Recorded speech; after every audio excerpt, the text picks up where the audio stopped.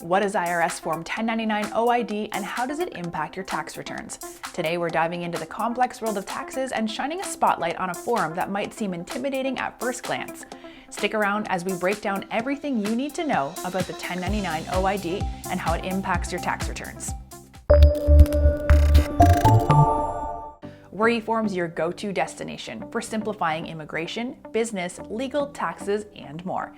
To get started filling out your own official 1099 OID, click the link in the description below. So what exactly is Form 1099 OID? Well, it's a tax form used to report the difference between the value of a financial instrument, say a bond, and its acquisition price. Let's break it down. If you've purchased a bond at a discount but can redeem it at maturity for its full value, the government taxes the difference as interest income. Brokers usually send this form to investors who then use the information to complete their annual tax returns. Now, where does Form 1099 OID come into play?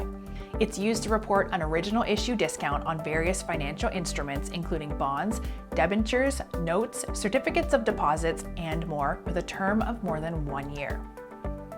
Who uses Form 1099 OID?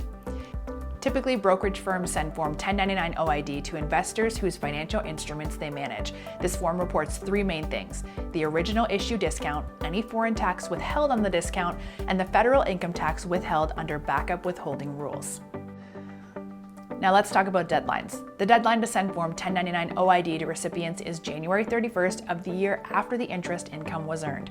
Paper copies must be filed with the IRS by February 28th, while electronic copies must be filed by March 31st. For those filing Form 1099 OID, here's a quick checklist.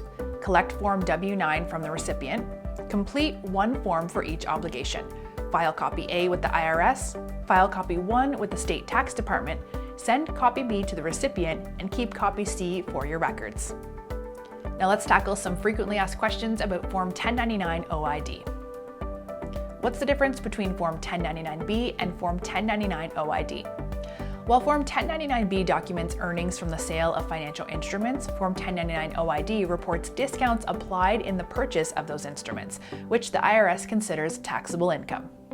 Next question, how is OID income taxed?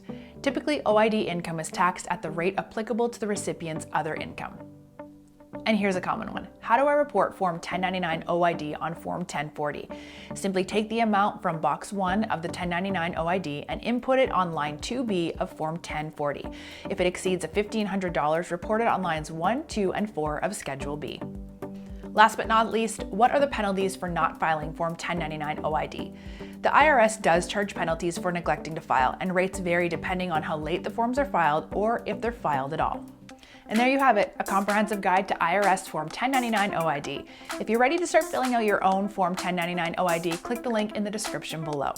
Were eForms is the world's largest database of official legal forms. If you found this video helpful, don't forget to subscribe for more. Until next time, happy filing.